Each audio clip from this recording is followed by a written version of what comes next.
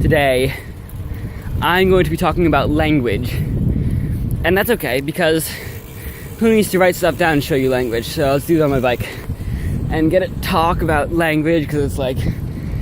Right, okay, here we go. So, there's a famous paradox. I don't know if it's famous. There's a paradox. You say, this thing is implied in infinitely many forms. If you have a heap of sand, and you take away 1 grain of sand, is it still a heap? Well, yes, it is. If you take away 1 grain of sand from that heap, is it still a heap? Well, yes. So basically, we've defined the function.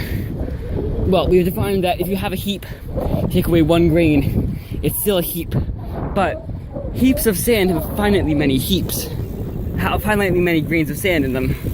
So you could do this function where you just take 1 grain of sand away and don't change anything as many times as you want until you're left with 1 grain of sand. Is 1 grain of sand a heap? Well, no, you might say. But then where did our function go wrong?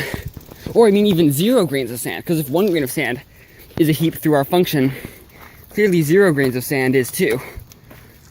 So obviously this is something's weird about our function, where we just take 1 grain of sand away and nothing changes. Something's got to be wrong.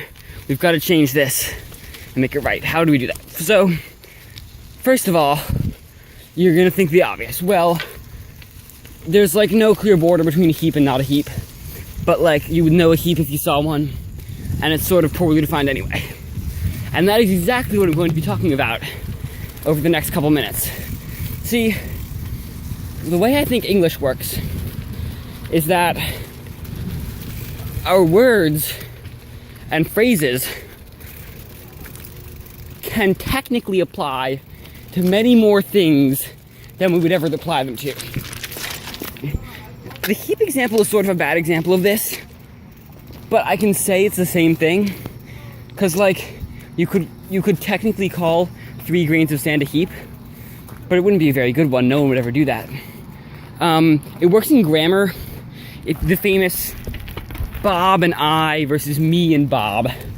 Like, I would know what you're saying no matter which one you said, but you're only supposed to use one of them. It's more general than they let you, I'm sorry, I got distracted by people. It's more general than it's generally restricted to. I can say sentences with weird mashed up grammar, like, you, me, understand even, still doing this I. You might understand what I said, even though you would never say that, because it's horrible grammar, but it's more general.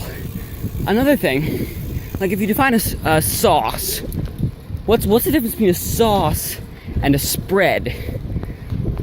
And you can give me any definition you want, and like, you can make up definitions, but there's still going to be some examples that sort of bridge the line, blur the line, bridge the gap. There's never going to be a perfect distinction between any two words, like spread and sauce. Like, is butter a spread?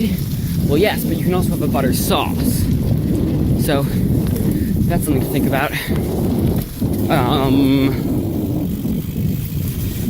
Yes, things being more general than they are. The grammar thing, where I can do weird grammar stuff and you can still mostly understand me, is sort of like in programming.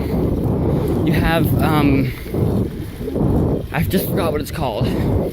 It's like a handbook. It's like good practices that, like, most programming languages will understand what you say if you do weird stuff.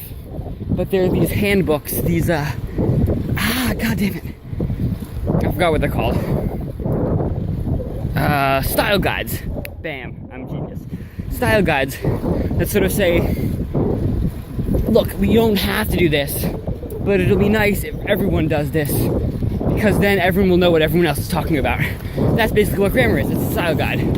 Words can carry meaning by themselves, but you put a lot of them together, and they sort of work out anyway.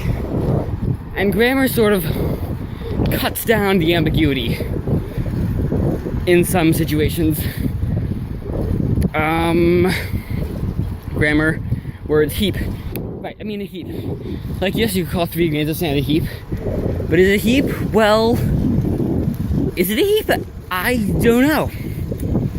I'm just talking myself in circles. So I'm going to stop this video before it loses all meaning and stops being useful. Because that's what words are for. And if I don't use them for that, what are words for?